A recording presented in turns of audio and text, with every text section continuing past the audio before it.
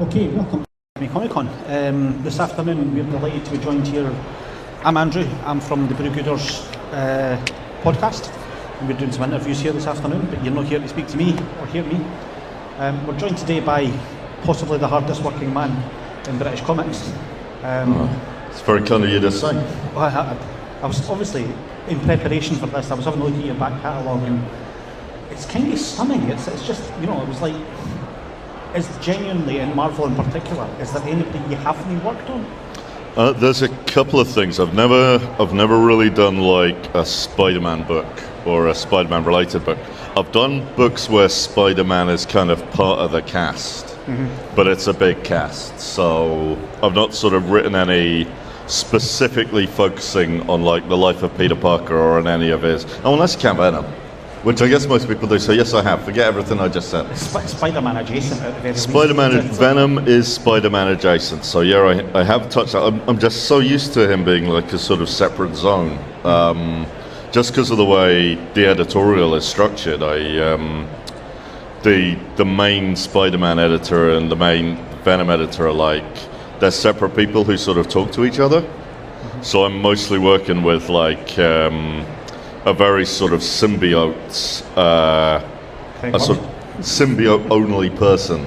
That's how I say it. I'm like William Shatner, I say sabotage. You say sabotage. I say sabotage. Symbiote, whatever. Although William Shatner, I've got a couple of albums, so no Spider-Man, but apart from that, almost everyone. Pretty much everybody in some form or another.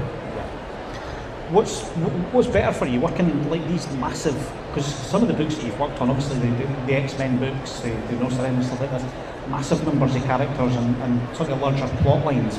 What's better, do you think? Is it that sort of thing or smaller? I think I enjoy, if you're asking like solo versus team books, I do enjoy solo books. Yeah. More in general. I mean, I can do a team book. I obviously enjoy a team book a lot, but like with a team book, you've got your cast, you've got to balance the numbers, you've got to make sure everybody's got something to do. It's a different sort of structural, you've got all this structural stuff in your head all the time about like, oh, is so-and-so getting enough play? So like on X-Men Red, I started out very deliberately with just like 3 or 4 people. But because it was like a whole planet of potential supporting cast, very quickly I was in a zone where I was going like, oh, we've not heard anything from so-and-so in a while.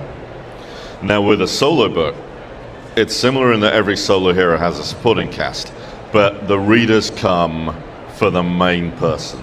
They're not, nobody's... People want to see a lot of Beta Ray Bill. Beta Ray Bill has fans. People like seeing Beta Ray Bill. People like knowing how Beta Ray Bill is doing.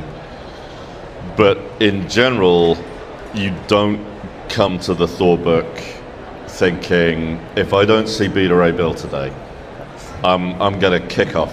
If I don't see that horse face, I'm going to go spare. Yeah, he's not the first one that comes to mind. I think it's like, it's like the George R.R. Martin effect. I think the more characters you add and the more story plot lines that you get, the more lost it becomes. So you've got to focus. You're going to narrow in. I mean, the solo book has the advantage in that it's the book about one person. So nobody's going to get mad at you for like concentrating on one person because that's the person whose name is on the marquee. Whereas in a team book, you've got to balance everybody because everybody on that team is going to be somebody's most favorite character. And if there's one person on the team who's just regularly dragging themselves along to the background, there's somebody out there who you're letting down. I hate doing that. I think particularly in the X-Men books, because you've done so many X-Men books, there's such a big team. For lots of people, characters like Nightcrawler or Colossus are their favourites, but they do tend to be, they're never involved in massive romantic storylines. They're never, if somebody's going to die, it's going to be one of them, something like that. Everybody's favourite somewhere. Yeah, I mean, speaking of the X-Men and romance, Claremont did a really really good thing, really smart thing.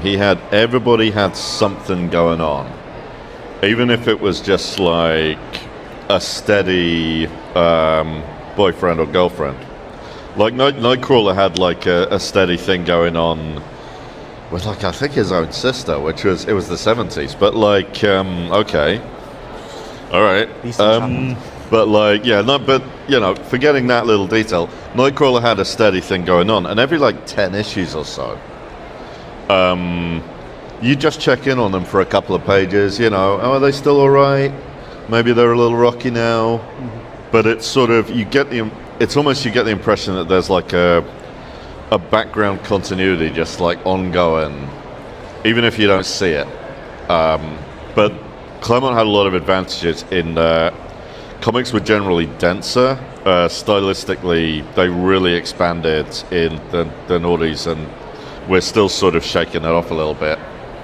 Thought bubbles were in, so everybody could have a little soliloquy to themselves in the comfort of their own heads in the middle of a conversation, just to keep you up. And it was long runs. Claremont was on the book for like 15 years or whatever. Yeah. So he had space. I think he did. I mean, at that time as well, obviously, every year there was just some kind of massive overarching event that brought everyone in together. Try to keep track of that when you're working on so many characters, and when they start merging books, it can be difficult. Obviously, well known they had particular problems in Civil War that Wolverine was in multiple different places at the same time. Yeah, he wasn't on multiple different sides. That would have been a story in itself. I think he kept consistent in who he was fighting. Yeah. But yeah, there is that thing when the event comes down the pipe, and it is now, these days it is like you've got your summer event, you've got your autumn event, you've got something to tide you over the new year. It sort of hits different spots in the Marvel Universe, so you don't always have to be involved. Right. Even with the biggies, I think more and more, and I might get a little email tonight that just proves me completely wrong, but more and more I feel like you're less, unless you're sort of directly involved in the event, there's less of a sort of push to like, oh, do you want to be involved in this? Yeah. Whereas back in the day, the reason I tied in so often was because they were like, hey, if you want to get in on this, there's room for you. And I was always like, oh yeah, sure, that'll help me sell books. And I hadn't worked out yet that like when you tie in very strongly to an event that you're sort of on the periphery of, like really off to the sidelines of, you have readers who basically, they come along for that and then they leave at the end. Yeah. And the readers you had anyway, they'll sort of switch off a little. Some of them will sort of switch off a little bit, and they won't always come back to you. So it's a little bit swings and roundabouts, and you have to be very judgmental about like, okay, is tying into this gonna give me a bump, or is it gonna give me a dip? Yeah. And you never quite know.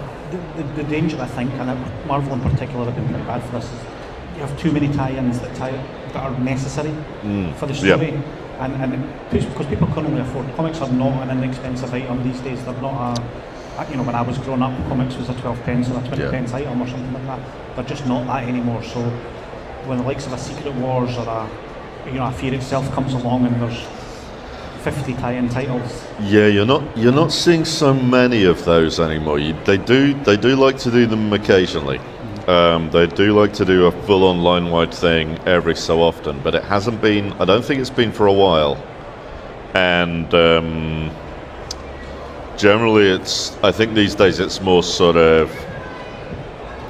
There's a thing where, and this is a particularly bad hole to fall into, and I think this happened to me with like Civil War 2, when I was kind of doing, and everybody tied it to that.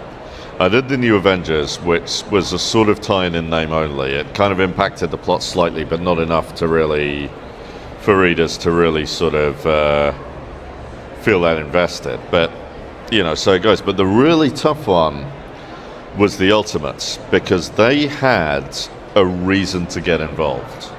Carol was on the team. Carol was one of the big two arguers in that particular argument. Yeah, she was the big hitter.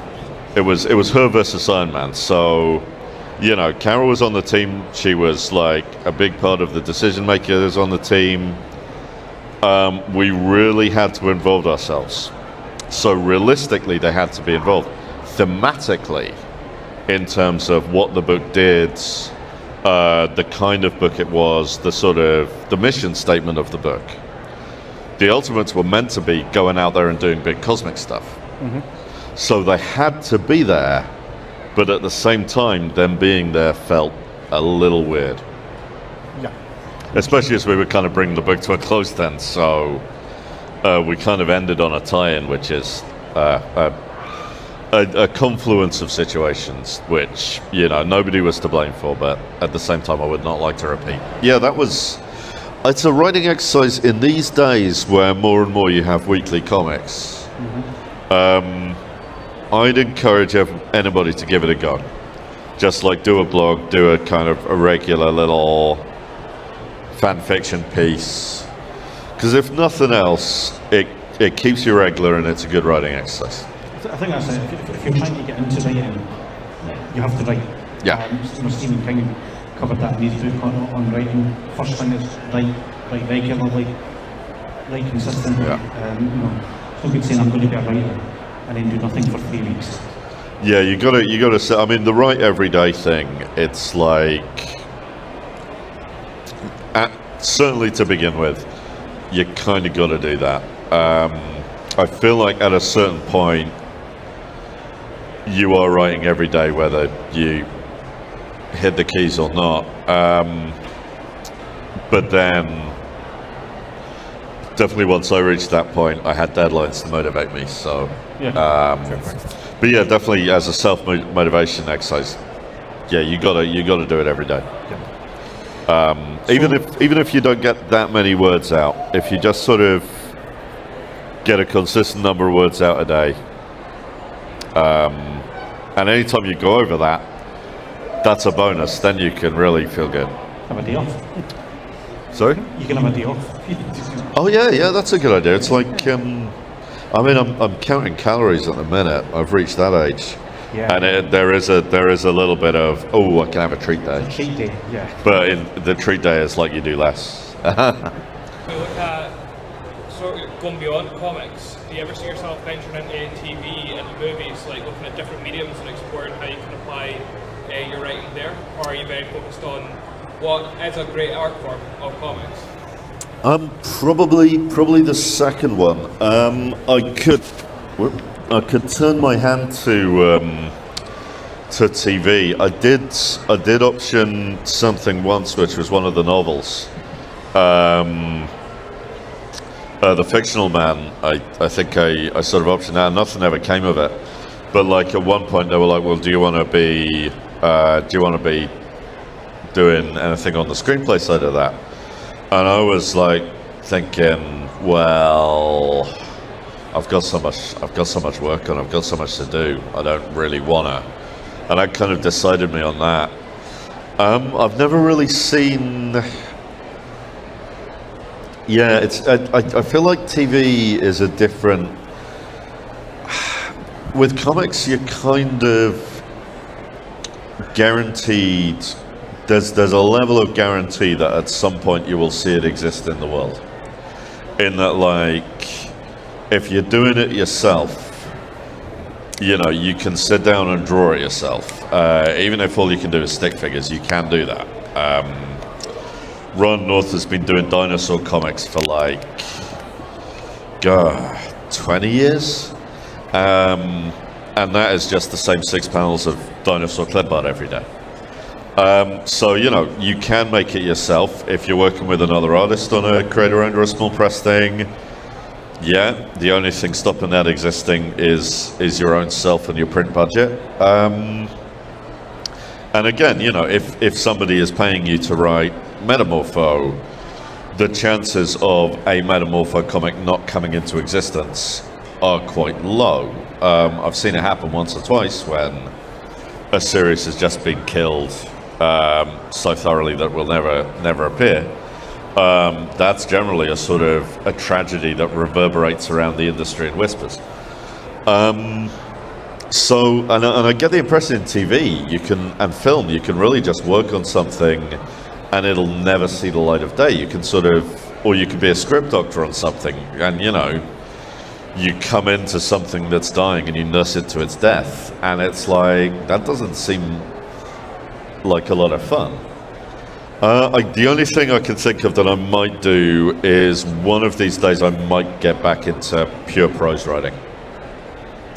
And if the comics industry just falls apart, or if they just kick me out of it, I might try to make ends meet with some fun pulp novels. Because apparently on Kindle you can make a reasonable living with trash. And that's always been something I've enjoyed writing, just absolute bargain basement. I write a bunch of novels that are just like, one of them has a man punching a bear on the cover. That's my wheelhouse in that department. You did some pro stuff, didn't you? Was it Pax Britannia, the El Sombra? Yeah, that was fun. After I'd finished the last of those, I remember sitting down with Jonathan Green, who wrote the bulk of the series. I just sort of did like some side adventures with my guy, and like I remember I'd written 3 books in which there was no electricity. Everything was steam powered, and like I'd sort of built out all the bits of the universe he didn't want to deal with, and I'd made it this like millionaire thing. And I was like, what does a steampunk universe look like in a million years? What does it look like if I import a bunch of like XPs of Marvel stuff? But like, I remember sitting down for like a dinner with Jonathan Green, and he kind of like gently told me that electricity did exist in Pax Britannia. They had electricity the whole time. That's understood. Yeah, and it was kind of a horrible admission that I'd not read any of his books properly. Okay, last question. Anybody who goes to a lot of these cons, particularly up in Harrogate and Thornton, will know that you're a massive music man as well. You do the DJ sets up at Harrogate, and apparently you're the king of karaoke. All creators talk about. I enjoy karaoke a lot. Of late, recently, there's less appeal in going into a very enclosed room underground and emptying your lungs at a select group of friends. Crowd, don't you? Yeah, but like, I still do it, but it's like, it's really fun. I've always loved karaoke. I've really enjoyed it, from when I first encountered it, which was when I was just a student. What's your go-to song? The one you start with and the one you end with? I've got a few of them. I find like Meatloaf, I would do anything for love, but I won't do that. Cracking, yeah. Which is good, because when I get to the end, I can kind of like do a little squeaky Muppet voice for the other. I know the territory I've been around. I could do a little, little Muppet. I don't bring a puppet to these things, but I could. And also I get a lot out of Fever, the Peggy Lee number. When I hit that right, that's a really fun one to get right. Excellent. Thanks very much for talking to me today. I hope people have enjoyed it as well. I think the guys coming on, they're going to be getting ready for their 2 o'clock. Okay. So unless you've got anything you want to add, anything you want to talk about? No, I think I've sort of subtly plugged everything that's coming out. Next week there's an issue of Thor and I think another issue of Venom War. So if you're following both of those, that's when to get down to your local comic shop. Thank you for reading, if you are a reader, and thank you for listening to me blather on. Al Ewing, everyone. Thank you. Thanks very much, man. Oh, yeah, no problem. That's good. That was spectacular. Cheers.